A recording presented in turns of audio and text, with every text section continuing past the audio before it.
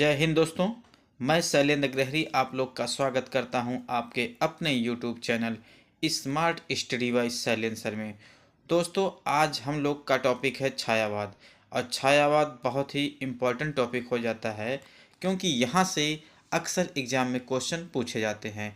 और ये जो सीरीज चल रही है घटना चक्र का, ये प्रीवियस ईयर का सारे एग्जामों में घटना चक्र मतलब आपका जो भी एग्ज़ाम हो चुका है, टीजीटी, पीजीटी, नेट, जीआरएफ, उन सब का ये प्रीवियस ईयर से पूछे गए क्वेश्चनों का कलेक्शन ही है। और इसको देखना इसलिए ज़रूरी हो जाता है दोस्तों, इससे आपको आइडिया लगेगा कि क्वेश्चन एग्जाम में किस लेवल का क्वेश्चन पूछा जाता है। जैसे टीजीटी का लेवल क्या है, पीजीटी का लेवल क्या है, और उन्हीं से क्वेश्चन एक दूसरे में रिपीट होते रहते हैं। नेट जीआरएफ का क्वेश्चन भी इसमें दिया गया है। तो अगर इस पूरे सीरीज को देख लेते हैं तो आपको बहुत सारे क्वेश्चन यहीं से रिपीटेशन में देखने को मिल जाते हैं दोस्तों।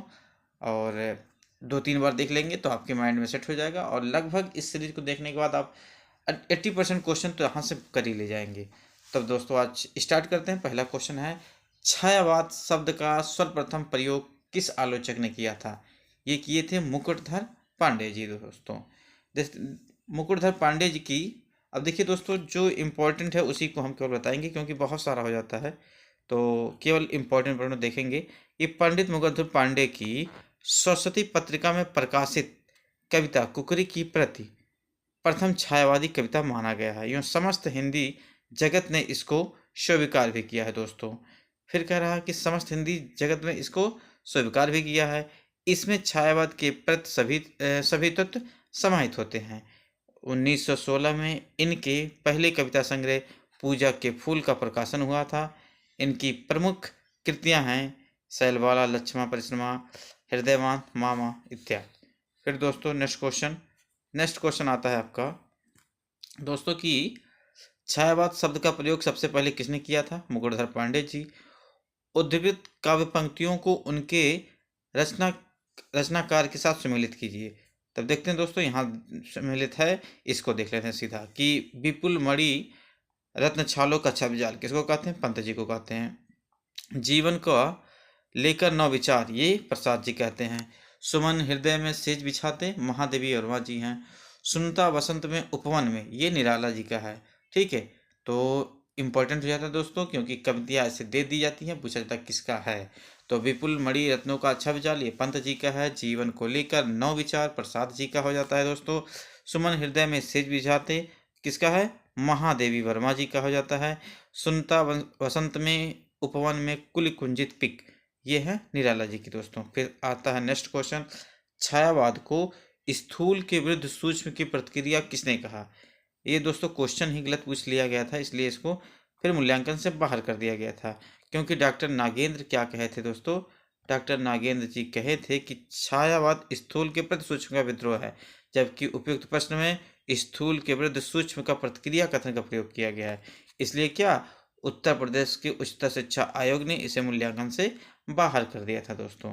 फिर आता है नेक्स्ट क्वेश्चन, परमात्मा की छाया आत्मा में और आत्मा की छाया परमात्मा में पड़ने पर छायावाद की सृष्टि होती है। कैसी होती है दोस्तों? राम, ये कथन किसका है दोस्तों? राम कुमार वर्मा जी का है कि परमात्मा की छाया आत्मा में, आत्मा की छाया परमात्मा में पड़ने पर छायावाद की सृष्टि होती है। कैसी होती है? यह कथन किसकी है? ये होती राम कुमार वर्मा की कथन है दोस्तों। फिर आता है नेक्स्ट क्वेश्चन आपका। नेक्स्ट क्वेश्चन दोस्तों हो जाता है कि एक चीज और देखिए दोस्तों कि प्रमुख छायावादी कवि और कवित्री जो हैं इनके नाम देख लेते हैं। पूछा जाता है इसमें से कौन सा छायावादी कवि नहीं है, तो इनके नाम दोस्तों देखेंगे तो पहला निराला जी हो जाते हैं, पंत जी हो जाते हैं, प्रसाद, महादेवी वर्मा, उदय शंकर भट्ट, राम कुमार वर्मा, तारा पांडे। ये क्या है? प्रमुख छायावादी कवि कवित्री। कौन? निराला, पंत, प्रसाद यानी कि पंत सुमित्रा नंदन पंत, जयशंकर प्रसाद, महादेवी वर्मा, उदय शंकर भट्ट, राम कुमार वर्मा और तारा पांडे जी। फिर आता दोस्तों आचार्य रामचंद्र शुक्ल के अनुसार छायावाद में प्राप्त होने वाली प्रतीक शैली पर किस साहित्य का प्रभाव था? फ्रांसीसी दोस्तों। ठीक है, फ्रांसीसी। नेक्स्ट क्वेश्चन, छायावाद बड़ी सहृदयता के साथ प्रभाव शाम पर ही विशेष लक्ष्य रखकर चला। छायावाद के संबंध में यह कथन किसका है? यह आचार्य रामचंद्र शुक्ल जी का है। देखिए पीजीटी में पूछा गया दोस्तों। फिर आता है दोस्तों कि आचार्य रामचंद्र शुक्ल कहते हैं कि छायावाद का प्रवर्तक मुकुटधर पांडे को मानते हैं। ठीक है, यानी आचार्य रामचंद्र शुक्ल के अनुसार छायावाद के प्रवर्तक कौन थे भैया? कौन थे? मुकुटधर पांडे जी थे। फिर आचार्य शुक्ल कहते हैं कि छायावाद शब्द का प्रयोग दो अर्थों में समझना चाहिए, एक के रहस्यवाद के अर्थ में, दूसरा काव्य शैली या पद्धति के अर्थ में। फिर नेक्स्ट क्वेश्चन दोस्तों आता है कि छायावादी युग का प्रवर्तक किसे कहा है? जयशंकर प्रसाद। छायावादी युग का प्रवर्तक किसे कहा जाता है? जयशंकर प्रसाद। देखिए दोस्तों क्या होता है, गंगा प्रसाद पांडे निराला की जूहे की कली के साथ इस युग का प्रवर्तक महाप्राण निराला को मानते हैं। महाप्रवर्तक महाप्राण निराला को मानते हैं। अब देखिए जूहे की कली कब आई थी? 1916 में आई थी। जूहे की कली कब आई थी दोस्तों? 1916 में। ठीक है, निराला की जूहे की निराला ने लिखा था। अब देखिए छायावाद का काल जो है 1918 से 1936 ईस्वी तक माना जाता है। अधिकतर विद्वान प्रसाद की झरना जो कि 1918 में इस युग की शुरुआत मानते हैं, चूंकि इस युग में प्रसाद का आगमन हुआ और छायावाद की भी यहीं से शुरुआत मानी जाती है, अतः जयशंकर प्रसाद को छायावाद का प्रवर्तक माना जाता है दोस्तों। उसके बाद नेक्स्ट क्वेश्चन आपका आता है कि छायावाद की पहली रचना मानी जाती है क्या? झरना। किसका है लिखा? जयशंकर प्रसाद जी का। इन कवियों को आरोही क्रम में व्यवस्थित करना है, मतलब किसका जन्म पहले हुआ था, तो आ जाएगा पहले, सबसे पहले प्रसाद, फिर निराला, पंत, महादेवी वर्मा। ये देखिए दोस्तों ये जन्म के आधार पर करना था, लेकिन इसका लेवल देखिए, ये असिस्टेंट प्रोफेसर में पूछा गया है। तो इसको केवल अगर आप जूनियर का पेपर दे रहे हैं तो केवल इसका नाम लर्न कर लीजिए, अगर आएगा भी तो क्वेश्चन केवल यही सेम टू सेम रिपीट हो जाएगा। ठीक है दोस्तों। उसके बाद फिर आता है आपका प्रमुख छायावादी कवि जो हैं, इनके नामों को हम देख लेते हैं। देखिए प्रमुख छायावादी की कवि जो महत्वपूर्ण रचनाएं हैं छायावाद में, very very most important question. जैसे चिदम्बरा, ये किसकी है दोस्तों? ये है पंत जी की है। कामयानी, ये जयशंकर प्रसाद जी की है। राम की शक्ति पूजा, ये निराला जी की है। यामा महादेवी वर्मा की है। चित्तौड़ की चिता, ये है राम कुमार का। ठीक है, तो ये जो है बहुत ही इम्पोर्टेंट बुकें हैं और उनको लिखने वाले राइटर के नेम दे दिए गए हैं। अब आधुनिक काल की किस काव्य धारा में रहस्यवाद की भावना पाई जाती है?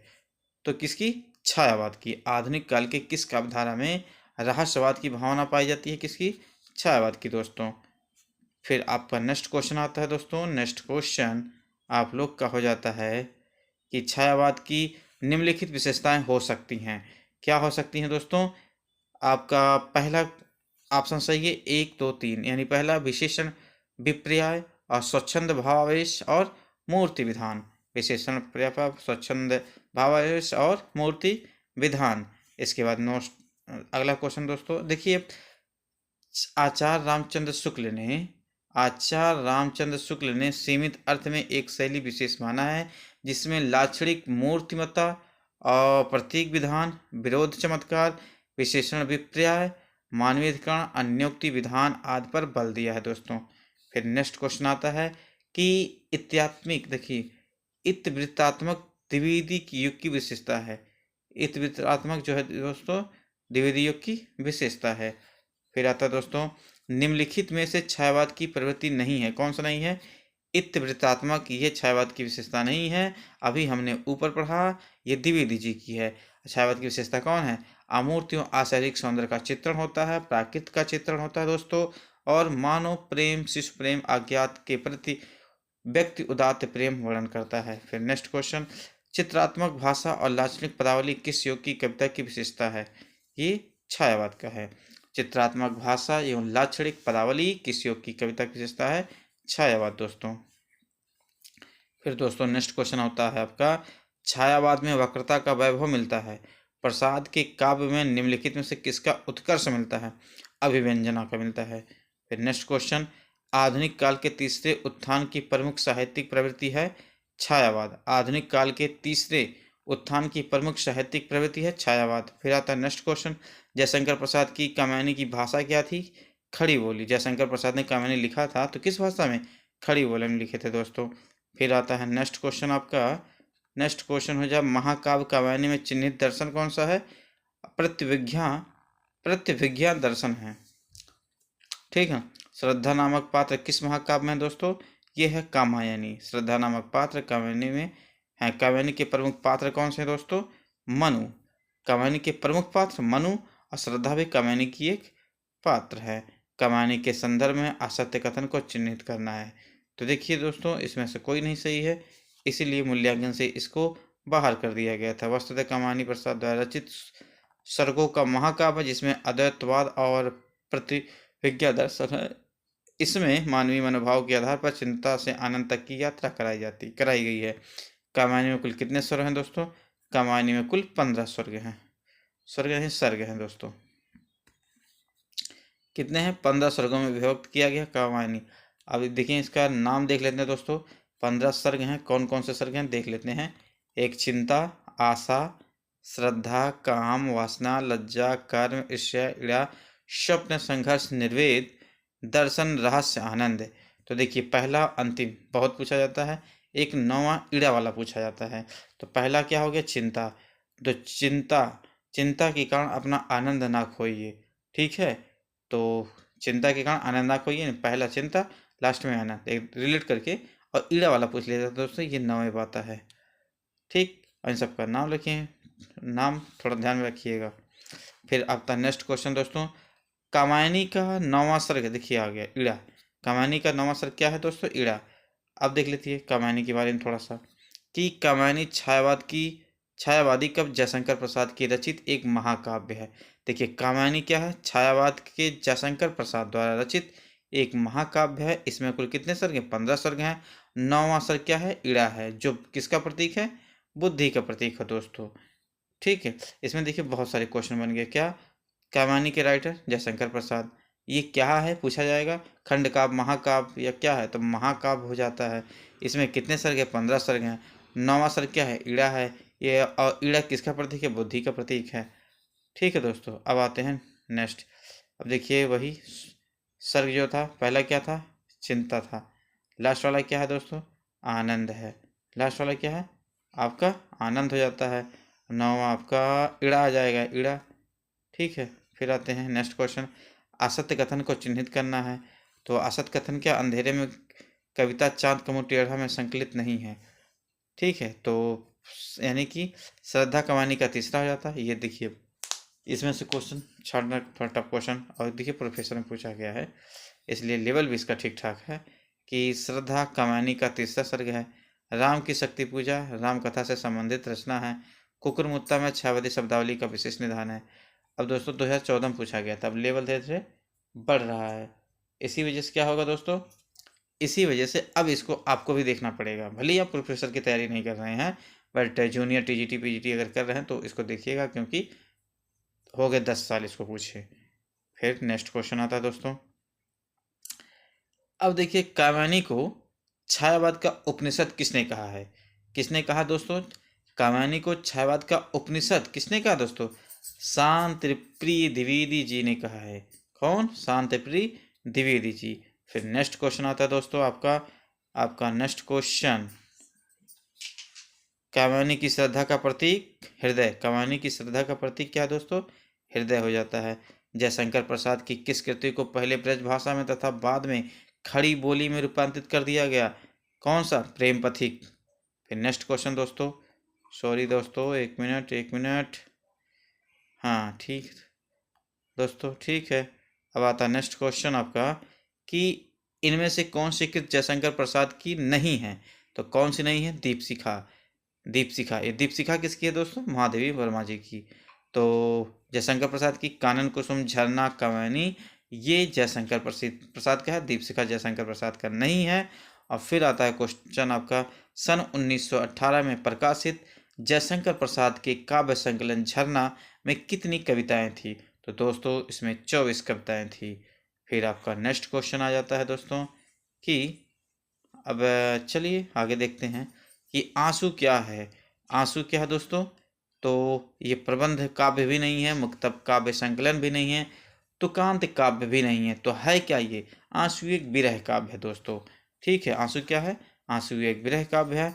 अब देखिए क्वेश्चन फिर नेक्स्ट, निम्न विकल्पों में से प्रसाद जी द्वारा रचित विरह काव्य कौन सा? देखिए आ गया। फिर आंसू क्या है? एक विरह काव्य है दोस्तों।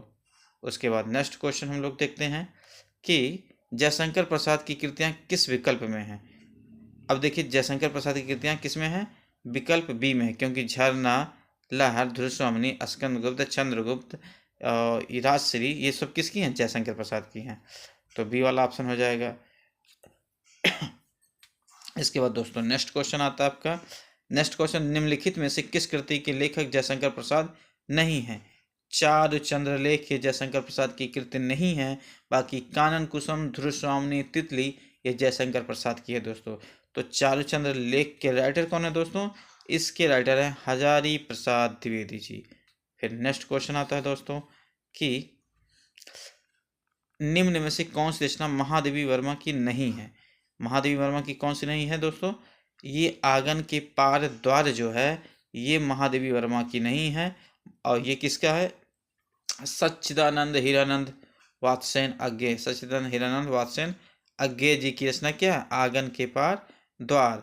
महादेवी वर्मा की ये नहीं है। महादेवी का यामा, दीपशिखा, नीरजा ये सभी हैं। फिर नेक्स्ट क्वेश्चन आता है दोस्तों। अब देखिए, महादेवी वर्मा के बारे में थोड़ा सा जान लेते हैं जो इम्पोर्टेंट फैक्ट है। जैसे महादेवी वर्मा की प्रमुख काव्य रचनाएं क्या हैं? निहार, रश्म, नीरजा, संध्या गीत, दीपशिखा, सप्तपर्णा, यामा, हिमालय इत्यादि। ठीक है। महादेवी वर्मा की प्रमुख काव्य रचनाएं कौन कौन सी हैं? निहार हो गया, रश्म हो गया, नीरजा होगा, संध्या गीत, दीपशिखा, सप्तपर्णा, यामा, हिमालय इत्यादि। फिर उसके बाद नेक्स्ट क्वेश्चन आता है दोस्तों कि अब देखिए, ये महादेवी वर्मा जो थी ना, एक कुशल चित्रकार भी थी। क्या थी? महादेवी वर्मा एक कुशल चित्रकार भी तो दोस्तों थी।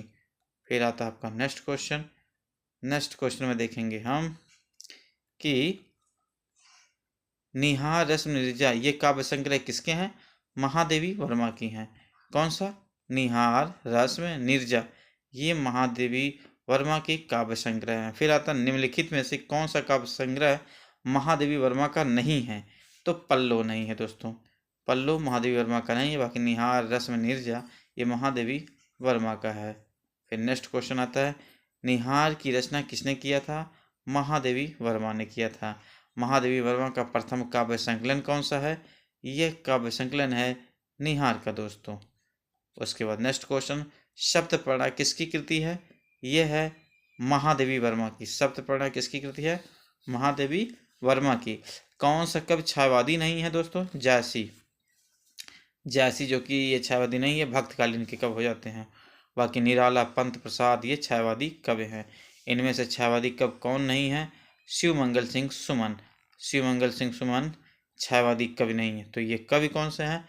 ये प्रगतवादी कवि हैं, जबकि शेष छायावादी कवि हैं। यानी कि शिवमंगल सिंह सुमन ये क्या है? प्रगतवादी कवि हैं। बाकी सूर्यकांत त्रिपाठी, निराला, जयशंकर प्रसाद, सुमित्रानंद पंत ये हैं छायावादी कवि, और शिवमंगल सिंह प्रगतवादी कवि हो गए। फिर आता है छायावाद के प्रमुख कवियों में किसमें गीतों का मधुर वेदना की मर्माभिव्यक्ति अधिक है? किसमें है दोस्तों? यह है महादेवी वर्मा में।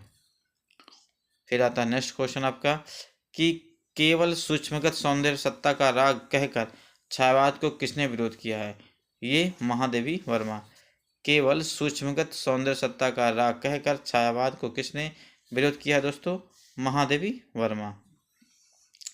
छायावाद का व्यक्ति स्वतंत्र, ठीक है दोस्तों, कह रहा कि छायावाद का व्यक्ति स्वतंत्र सामंती मर्यादाओं के विरुद्ध बहुत बड़ा कदम था। छायावाद संबंधी यह अभिमत कथन इनमें से किस आलोचक का है? नामवर सिंह का है। छायावाद का व्यक्ति स्वतंत्र सामंती मर्यादाओं के विरुद्ध बहुत बड़ा कदम है। छायावाद के संबंधी यह अभिमत कथन इनमें से आलोचक किसका है? नामवर सिंह का है। फिर आता है दोस्तों नामवर सिंह की प्रमुख पुस्तकें जो हैं इसको देख लेते हैं। जैसे छायावाद, कविता के नए प्रतिमान, दूसरी परंपरा की खोज, वाद विवाद संवाद, आलोचक के प्रमुख, और कौन सा दोस्तों? इतिहास आलोचना। ये प्रमुख पुस्तकें हैं नामवर सिंह की। और फिर आता नेक्स्ट क्वेश्चन दोस्तों, ठीक है। अच्छा, ये क्वेश्चन छायावाद का अव्यक्त स्वतंत्र सामंती मर्यादाओं के विरुद्ध बहुत बड़ा कदम था। छायावाद संबंधी ये अभिमत इनमें से किसका था? नामवर सिंह का है। फिर आता मैं दूर भरी दुख की बदली, यह कथन किसका है? यह महादेवी वर्मा का है। मैं नीर भरी दुख की बदली, यह कथन महादेवी वर्मा का है दोस्तों। फिर आता है आपका नेक्स्ट क्वेश्चन। नेक्स्ट क्वेश्चन हो जाता है कि कामायनी एक पुनर्विचार कामायनी एक पुनर्विचार कृत का प्रकाशन किस वर्ष हुआ था? 1961 में हुआ था दोस्तों। आता है कामायनी एक पुनर्विचार गजानन माधव मुक्तबोध की समीक्षा करती है, जिसका प्रकाशन 1961 में हुआ। इन्होंने कामायनी को फैंटेसी काव्य माना है, ठीक है। इन्होंने कामायनी को फैंटेसी काव्य माना है। फिर आता है दोस्तों नेक्स्ट क्वेश्चन, हिंदी काव्य की आधुनिक मीरा किसे कहा जाता है? महादेवी वर्मा को कहता है, ठीक है। हिंदी काव्य की आधुनिक मीरा महादेवी वर्मा को। आधुनिक मीरा किसे कहा जाता है? महादेवी वर्मा को कहा जाता है। फिर आता है तेरा वैभव देखूं या जीवन का क्रंदन देखूं, यह पंक्ति है किसकी है? महादेवी वर्मा का है। तेरा वैभव देखूं या जीवन का क्रंदन देखूं, महादेवी वर्मा का हो जाता है। फिर महादेवी वर्मा के किस काव्य संग्रह की कविताएं वैदिक संस्कृत के विभिन्न काव्यांशों पर आधारित हैं? ये शब्दप्रणा हो जाएगा दोस्तों। फिर आता है नेक्स्ट क्वेश्चन। अब देखिए महादेवी वर्मा के जो इम्पोर्टेंट है इनको देख लेते हैं, क्योंकि अक्सर एग्जाम में पूछे जाते हैं। कह रहा है कि छायावादी कवित्री महादेवी वर्मा के शब्दप्रणा काव्य संग्रह की कविताएं वैदिक संस्कृत के विभिन्न काव्यांशों पर आधारित हैं। अब देखिए काव्य की बात करें तो निहार रस्म नीरजा संध्या गीत, ये क्या है दोस्तों? ये काव्य हैं। निहार रस्म नीरजा संध्या गीत ये सब काव्य हैं। ज्ञानपीठ पुरस्कार इनको यामाकृति के लिए दिया गया था। द्विवेदी पदक स्मृति की रेखाएं पर मिला। द्विवेदी पदक किसके मिले? स्मृति की रेखाएं उन्होंने लिखा तो द्विवेदी पदक पाई। यामा काव्य लिखित तो ज्ञानपीठ पुरस्कार पाती है। इनकी काव्य क्या है? निहार रस्म नीरजा संध्या गीत हैं। और सक्सेरिया पुरस्कार मिला था इनको नीरजा काव्यकृत पर इनको क्या मिला? सक्सेरिया। पद्म विभूषण से भी इनको सम्मानित किया गया था। किसको? महादेवी वर्मा जी को। निराला की कविता राम की शक्ति पूजा पर किस रचना का सर्वाधिक प्रभाव है दोस्तों? यह है कृतवास रामायण का। निराला की कविता राम की शक्ति पूजा पर किस रचना का सर्वाधिक प्रभाव है? कृतवास रामायण। फिर आता है दोस्तों नेक्स्ट क्वेश्चन, निराला की राम की शक्ति पूजा किससे प्रेरित होकर लिखी गई है? कृतवास रामायण से। फिर दोस्तों आपका नेक्स्ट क्वेश्चन आता है कि निराला की कविता राम की शक्ति पूजा किस रचना पर सर्वाधिक प्रभाव है? कृतवास रामायण पर। पंत जी की रचनाओं बीड़ा और पल्लव दोनों में अंग्रेजी कविताओं से लिए हुए भाव और अंग्रेजी भाषा के लाक्षणिक प्रयोग बहुत मिलते हैं। यह कथन किसका है? रामचंद्र शुक्ल का है। कह रहे हैं कि पंत जी की रचनाओं जैसे बीड़ा और पल्लव दोनों की अंग्रेजी कविताओं से लिए हुए भाव और अंग्रेजी भाषा के लाक्षणिक प्रयोग बहुत मिलते हैं। यह कथन किसका है? रामचंद्र शुक्ल जी का है दोस्तों। फिर आता है सुमित्रानंद पंत का जन्म स्थान कहाँ है? ये कौसानी में है। अब देखिए दोस्तों सुमित्रानंद पंत का जन्म सन 1900 ईस्वी में तत्कालीन उत्तर प्रदेश, लेकिन उस समय जो था उत्तर प्रदेश था, अब वह उत्तराखंड का पार्ट हो गया है। ये अल्मोड़ा के कौसानी नामक ग्राम में हुआ था। इनकी मृत्यु 1977 में इलाहाबाद, जो कि अब उसका नाम प्रयागराज हो चुका है, वहाँ पर उनकी मृत्यु हुई थी। फिर आता है नेक्स्ट क्वेश्चन, तुम वहन कर सको जन मन में मेरे विचार, वाणी मेरी चाहिए तुम्हें क्या अलंकार, तुम्हें क्या अलंकार।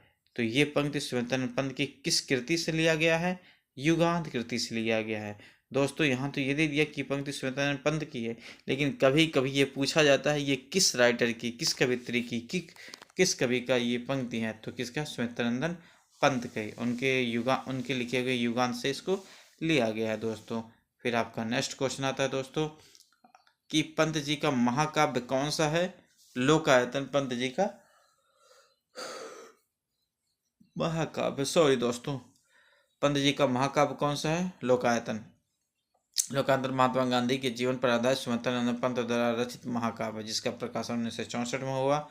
यह 2 खंडों में बाह्य प्रवेश तथा अंत चेतना में लिखा गया है। इसमें भारतीय जीवन की स्वाधीनता से पूर्व पश्चात जीवन गाथा का चित्रण किया गया है। किसमें? लोकायतन में दोस्तों। निम्नलिखित में से कौन सी पुस्तक महात्मा गांधी के जीवन पर आधारित है? ए और सी, महामानव और लोकायतन दोनों महात्मा गांधी के जीवन पर आधारित हैं।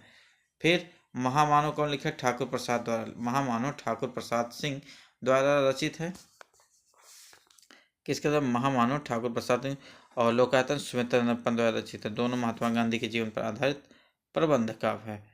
फिर आता है दोस्तों नेक्स्ट क्वेश्चन आपका कि कला और बूढ़ा चाँद के लेखक कौन है? यह है सुमित्रानंदन पंत जी। कला और बूढ़ा चाँद के लेखक सुमित्रानंदन पंत जी हैं। फिर दोस्तों नेक्स्ट क्वेश्चन आ जाता है आपका कि पंत को उनकी किस कृति पर भारतीय ज्ञानपीठ पुरस्कार मिला था? यह चिदम्बरा के लिए ज्ञानपीठ पुरस्कार कौन पाई थी? सुमित्रानंदन पंत जी पाई थी। चिदम्बरा के रचनाकार कौन से हैं दोस्तों? ये हैं पंत। ठीक है, तो भारतीय ज्ञान पंत को पंत पंत चल रहा, ठीक है। लोकायतन किस विधा की कृति है दोस्तों? प्रबंध काव्य है। पंत जी की ग्राम्य कृति का संबंध किससे है दोस्तों? यह है ग्रामीण प्रवेश से। पंत जी की ग्राम्य कृति का संबंध ग्रामीण प्रवेश से है। लोकायतन के रचयिता कौन है दोस्तों? सुमित्रानंदन पंत जी हैं। पंत की पहली रचना कौन सी है? गिरजे की घंटा पंत की पहली रचना है। फिर कविता करने की प्रेरणा मुझे सबसे पहले प्राकृतिक निरीक्षण से मिली। कविता करने की प्रेरणा मुझे सबसे पहले प्राकृतिक निरीक्षण से मिली, जिसका श्रय मेरी जन्मभूमि पूर्वांचल प्रदेश को है। यह कथन किस कवि का है? यह कथन किस कवि का है दोस्तों? यह है आपका सुमित्रानंदन पंत जी का है। कविता करने की प्रेरणा मुझे सबसे पहले प्राकृतिक निरीक्षण से मिली, जिसका श्रेय मेरी जन्मभूमि पूर्वांचल प्रदेश को है। यह कथन किसका है? सुमित्रानंदन पंत का है। फिर आपका नेक्स्ट क्वेश्चन आता है दोस्तों, उपयुक्त कथन छायावादी कवि सुमित्रानंद पंत जी का है। जैसे रचनाएं कला और बूढ़ा चाँद, उच्छ्वास, युगवाणी, बीड़ा ग्रंथि, बीड़ा, स्वर्ण किरण, स्वर्णधूल, समाहिता, ग्राम्या, चिदम्बरम, पल्लव, गुंजन इत्यादि। ज्ञानपीठ पुरस्कार चिदम्बरम पर मिला था। प्रथम कविता गिरजे की घंटा है। उसके बाद फिर लास्ट होता है पंत के अपराकृत के सुकुमार किसको? पंत जी को कहा जाता है। इन्हें छायावाद और प्रगतवाद के संधि स्थल का कवि कहा जाता है दोस्तों। किसको? पंत जी को। पल्लव को छायावाद का घोषणा पत्र यानी पल्लव को छायावाद का घोषणा पत्र मैनिफेस्टो कहा जाता है। फिर आता है अगला क्वेश्चन, इनमें सुमित्रानंदन पंत की रचना नहीं है। परिमल, परिमल सुमित्रानंदन पंत की नहीं है। परिमल किसकी है? सूर्यकांत त्रिपाठी निराला का है। बाकी ग्रंथि, बीड़ा, पल्लव ये सुमित्रानंदन पंत का है दोस्तों। कृषक क्रंदन इनमें किसकी काव्य कृति है? गया प्रसाद शुक्ल स्नेही का। कृषक क्रंदन इसमें किसकी काव्य कृति है दोस्तों? गया प्रसाद शुक्ल स्नेही का। सुमित्रानंदन पंत की सुप्रसिद्ध कविता परिवर्तन उनके किस काव्य संकलन में सर्वाधिक प्रकाशित हुआ है? किसमें हुआ दोस्तों?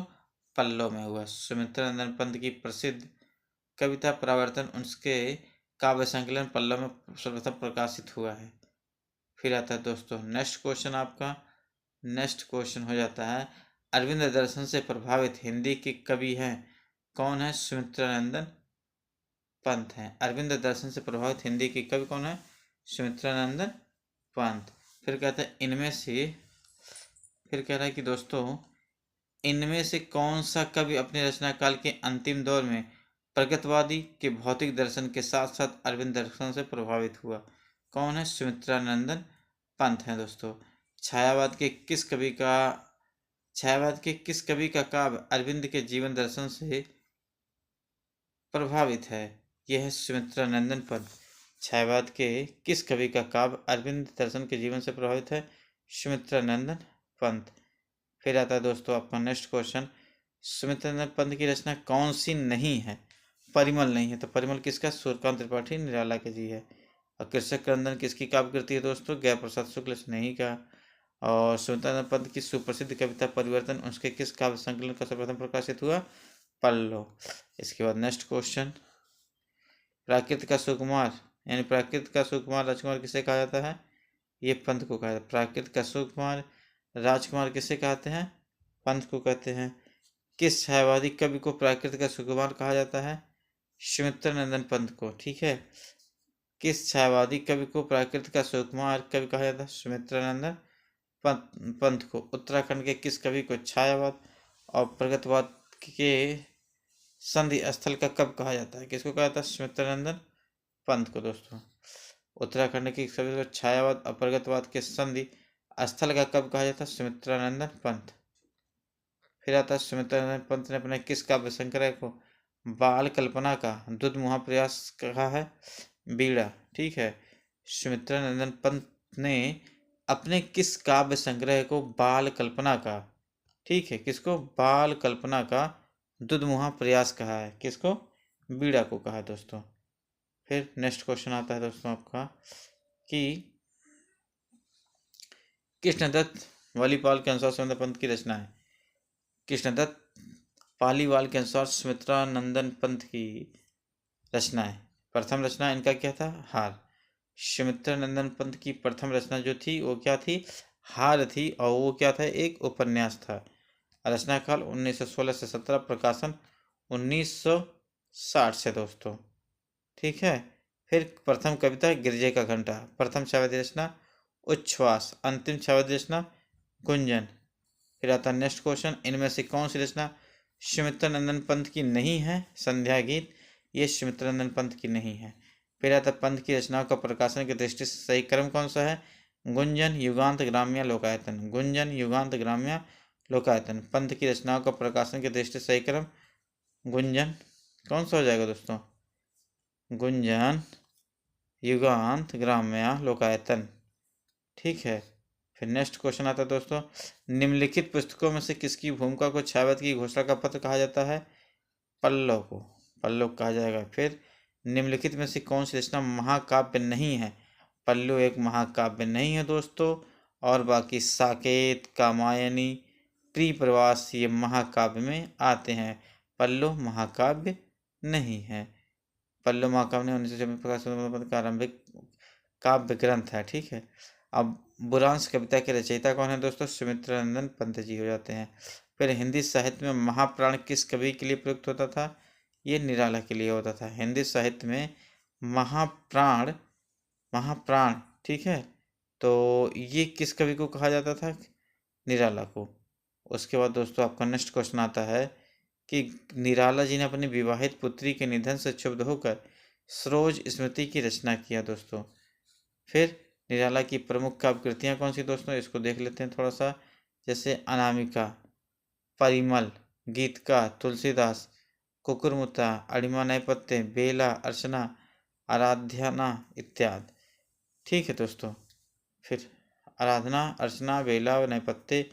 फिर नेक्स्ट क्वेश्चन आता है दोस्तों, पंचवटी प्रसंग काव्य की रचना सूर्यकांत निराला की पंचवटी नामक गुप्त ने भी की है। चलो थोड़ा देख लेते हैं दोस्तों।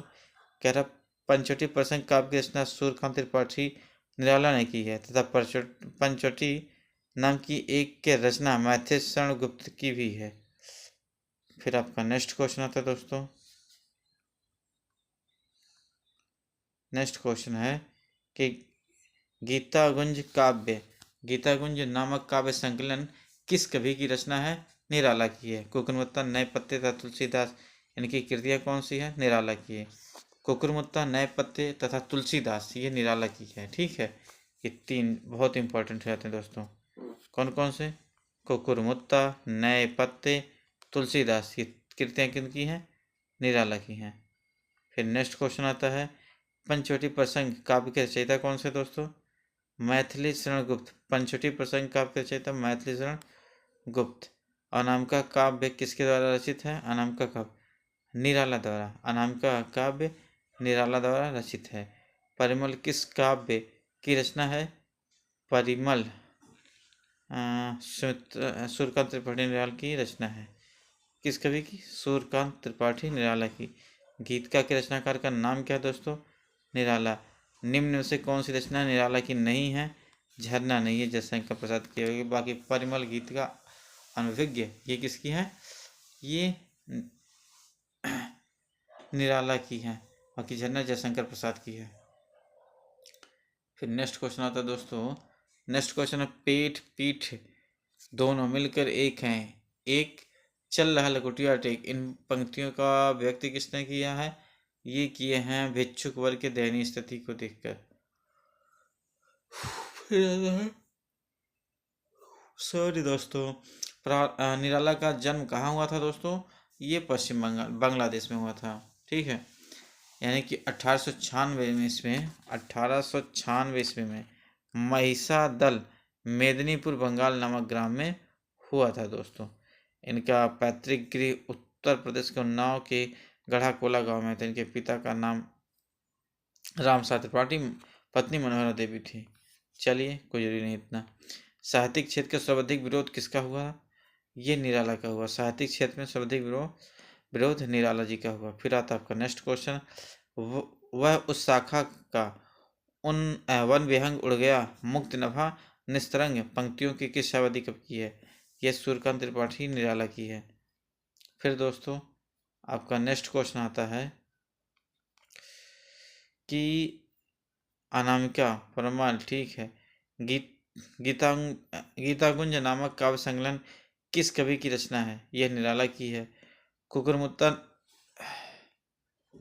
कुकुरमुत्ता नए पत्ते तुलसीदास किसकी कृति है दोस्तों? ये भी निराला की हो जाती है। फिर पंचवटी प्रसंग काव्य के रचयिता कौन है दोस्तों? निराला की। पंचवटी प्रसंग भी निराला की है। अनामिका काव्य जिसके द्वारा रचित ग्रंथ है, अनामिका काव्य ये कौन है? निराला। अनामिका काव्य जिसके द्वारा रचित ग्रंथ है, निराला। और परिमल किस कवि की रचना है दोस्तों? सूर्यकांत त्रिपाठी, निराला। गीतिका के रचनाकार का नाम क्या है दोस्तों? निराला। और निम्न से कौन सी रचना निराला की नहीं है? तो झरना जयशंकर प्रसाद की है, नहीं झरना नहीं है। बाकी परिमल गीत का, हर गीत का तो है ही। उसके बाद फिर दोस्तों आता है जयशंकर प्रसाद की काव्य रचना। झरना निराला की नहीं बल्कि जयशंकर प्रसाद की काव्य रचना है। उसके बाद फिर आता है दोस्तों, निम्न पंक्तियां किस प्रसिद्ध लंबी कविता से उद्धृत है? और प्रतिपल परिवर्तित व्यू भेद कौशल समूह राक्षस विरुद्ध प्रत्यय क्रुद्ध कप विनाश, ये किसका है? राम की शक्ति पूजा से है। फिर आता है दोस्तों, राम की शक्ति पूजा का प्रकाशन वर्ष क्या है? ये है 1936।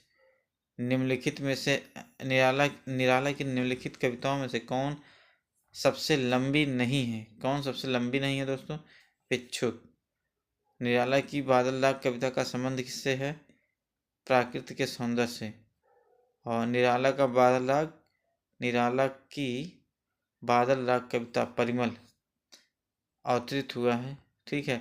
यह वातावरण की प्रधान रचना है। इस कवि के माध्यम से प्रकृति के कठोर रूप का चित्रण या इसमें मुक्त ध्वनि नाद रूपक का माध्यम है। फिर नेक्स्ट क्वेश्चन आता है दोस्तों, बादल राग के रचयिता कौन है दोस्तों? बादल राग के रचयिता ये है निराला जी, ठीक है।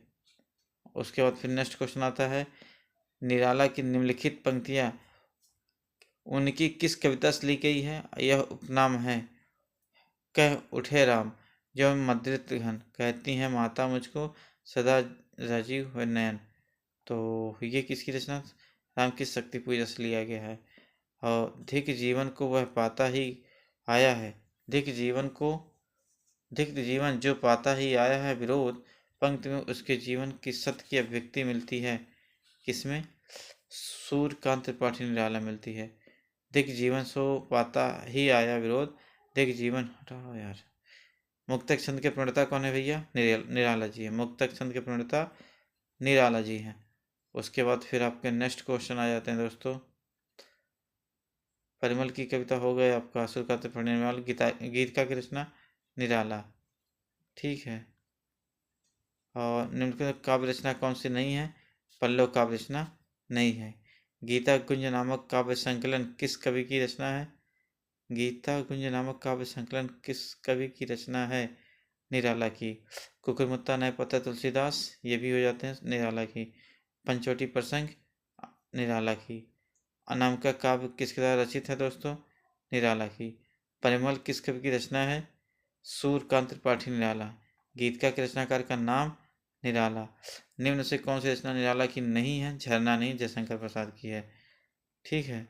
उसके बाद नेक्स्ट क्वेश्चन आता है आपका कि पेट पीठ दोनों मिलकर हैं एक, चल रहा लकुटिया टेक, इस पंक्तियों की व्यक्ति की है भिक्षुक वर्ग की दयनीय स्थिति का।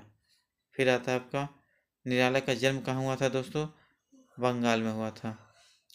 साहित्यिक क्षेत्र के साहित्यिक विरोध किसका हुआ? साहित्यिक क्षेत्र में सर्वाधिक विरोध किसका हुआ दोस्तों? ये निराला जी का हुआ। 1916 में जो है कि कली का प्रकाशन उस युग के साहित्य चेतनाओं के लिए एक चुनौती बनकर सामने आया, जिसमें व्यक्ति प्रेरणा अकेली और चित्त मुक्त पर ठीक है। उस शाखा के वन विहंगम उड़ गया, मुक्त नभ निस्तरण पंक्तियों में किस छायावादी की कवि है? किस छायावादी कवि की है? यह सूर्यकांत त्रिपाठी निराला की है। वह उस शाखा का वन विहंगम उड़ गया, मुक्त नभ निस्तरण पंक्तियां, यह सूर्यकांत त्रिपाठी निराला की। फिर दोस्तों आपका नेक्स्ट क्वेश्चन आता है कि निम्न पंक्तियां किस लंबी कविता से उद्धृत हैं?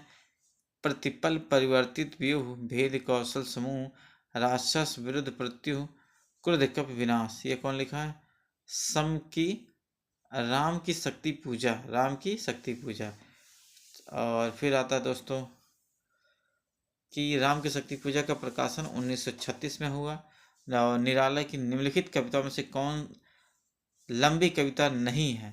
भिक्षुक लंबी कविता नहीं है। निराला की बादल राग कविता का संबंध है किसे? प्राकृतिक के सौंदर्य से, ठीक, प्राकृतिक के सौंदर्य से। फिर युद्ध और विलाप का रचनात्मक वातावरण तैयार किया गया, रचनात्मक ही उनकी अंतर्दृष्टि है। विधवा दीन और भिक्षुक में सहने के माध्यम के कारणों से सृजन किया गया है। बादल राग के रचयिता कौन है दोस्तों? ये है निराला जी। निराला की निम्नलिखित पंक्तियां उनकी किस कविता से ली गई है? यह उपाय कह उठे राम, तो ये हो जाएगा दोस्तों आपका सी, राम की शक्ति पूजा से लिया गया है। फिर आता है दोस्तों धिक जीवन जो पाता ही आया, विरोध पंक्ति में किस सत्य की व्यक्ति मिलती है? क्या मिलती है? सूर्यकांत त्रिपाठी निराला को मिलती है। फिर आता मुक्तक छंद के प्रणेता कौन है दोस्तों? निराला जी मुक्तक छंद के प्रणेता हैं। उसके बाद फिर आपका नेक्स्ट क्वेश्चन आता है। नेक्स्ट क्वेश्चन क्या है कि हिंदी में प्रयुक्त छंद प्रवर्तक कवि कौन से हैं? निराला। निराला की जोही की कली का उदाहरण क्या है दोस्तों? निराला की जोही की कली का उदाहरण कौन सा है? मुक्त छंद का। मुक्त छंद, जोही की कली मुक्त छंद में लिखा गया। रबड़ छंद या केचुआ छंद किस कवि की कविताओं को लक्ष्य करके कहा गया दोस्तों? ये कहा जाता है निराला को। रबड़ छंद या केचुआ छंद सूर्यकांत त्रिपाठी निराला की कविताओं के लक्ष्य पर कहा गया है। मुक्त छंद की स्वच्छंद प्राकृत को परिहास, उनके रबड़ छंद, केचुआ छंद, कंगारू छंद इत्यादि नाम दिए गए हैं। फिर दोस्तों नेक्स्ट क्वेश्चन आता है देख जीवन ही जो पाता, ठीक है तो हो गया। क्या हो गया? ये सूर्यकांत त्रिपाठी निराला लिखे थे। फिर मुक्त छंद की प्रणेता कौन है दोस्तों? निराला, अभी तो वही चल रहा है। अब देखिए निराला की काव्य रचनाएं कौन सी हैं? परिमल, गीत का, तुलसीदास, कुकुरमुत्ता, बेला, नयपत, अर्चना, आराधना, गीत गुंज, संध्या गीत, राम की शक्ति पूजा, सरोज स्मृति। फिर सरोज स्मृति में सरोज कौन है? यह है निराला की पुत्री हैं। निराला की अंतिम कविता कौन सी है दोस्तों? अंतिम कविता इनकी पत्र उत्कांठित जीवन का विष बुझा हुआ, ठीक है। फिर आता है प्रिय प्रवास। प्रिय स्वतंत्र रव अमृत मंत्र 9 पंक्ति वाली कविता का संबंध किससे है? सूर्यकांत त्रिपाठी निराला से है दोस्तों। फिर आता है आपका नेक्स्ट क्वेश्चन दोस्तों। नेक्स्ट क्वेश्चन हो जाता है निम्नलिखित में से निराला की व्यंग्यपरक कविता कौन सी है? ये कुकुरमुत्ता है। कुकुरमुत्ता सूर्यकांत त्रिपाठी निराला द्वारा 1942 में रचित व्यंग्यपरक कविता है, जिसका मूल स्वर प्रगतवादी है। फिर निम्न में से कौन सा निराला द्वारा रचित व्यंग्यपरक है? यह है कुकुरमुत्ता। कुकुरमुत्ता कविता किस कवि ने लिखा है? निराला ने। छायावाद को स्थूल के बाद सूक्ष्म विद्रोह किसने कहा है? डॉक्टर नागेंद्र। अब देखिए छायावाद के बारे में अलग अलग कवि या कवित्री अपना अपना मत दिए हैं। अब किसका एग्जाम में पूछ लिया जाए कोई भरोसा नहीं, इसलिए सभी को देख लेते हैं। जैसे महादेवी वर्मा के अनुसार छायावाद प्राकृत के बीच जीवन का उद्गीत है। डॉक्टर रामकुमार वर्मा के अनुसार आत्मा और परमात्मा का गुप्त वाग्विलास रहस्यवाद और छायावाद है। शांतप्रिय द्विवेदी के अनुसार जिस प्रकार मैटर ऑफ द फैक्ट इतिवृत्तात्मक के आगे की चीज छायावाद है, उसी प्रकार छायावाद की आगे की चीज रहस्यवाद है। छायावाद स्थूल के प्रति सूक्ष्म का विद्रोह या कथन किसका है? डॉक्टर नागेंद्र का है दोस्तों। फिर आपका नेक्स्ट क्वेश्चन आ जाता है कि छायावाद को स्थूल के प्रति सूक्ष्म विद्रोह डॉक्टर नागेंद्र बोलते हैं। छायावाद विलायती अभिव्यंजनावाद और विलायती संस्करण है, यह कथन किसका है दोस्तों? रामचंद्र शुक्ल का होता है। इनमें से कौन सा उत्तर छायावादी कवि नहीं है? ठीक, इनमें से कौन सा उत्तर छायावादी कवि नहीं है? राम कुमार वर्मा छायावादी कवि नहीं है, बाकी नरेंद्र बच्चन से अंचल हैं। ठीक है, और उसके बाद फैंट समाटा का संबंध हिंदी के किस काव्य आंदोलन से जुड़ा है? यह है छायावाद। ये किससे है दोस्तों? छायावाद। फिर नेक्स्ट क्वेश्चन है आपको, फैंट समाटा का संबंध हिंदी के छायावाद में काव्य आंदोलन से जोड़ा गया। रहस्यवाद की अंतर्भूत रचना में बहुत से पुराने संतों या साधकों को उसी वाणी के अनुसरण पर होती थी। फिर आता है नेक्स्ट क्वेश्चन, निम्नलिखित में से एक राष्ट्रीय चेतना सांस्कृतिक धारा का नहीं है, कौन है? प्रभात फेरी। निम्नलिखित में से एक रचना राष्ट्रीय सांस्कृतिक धारा की नहीं है, तो क्या हो जाएगा? प्रभात फेरी हो जाएगा। दोस्तों आज के लिए बस इतना ही। अगर आप हमारे चैनल पर नए व्यूअर हैं तो please subscribe my channel and support me. धन्यवाद दोस्तों पूरा देखने के लिए।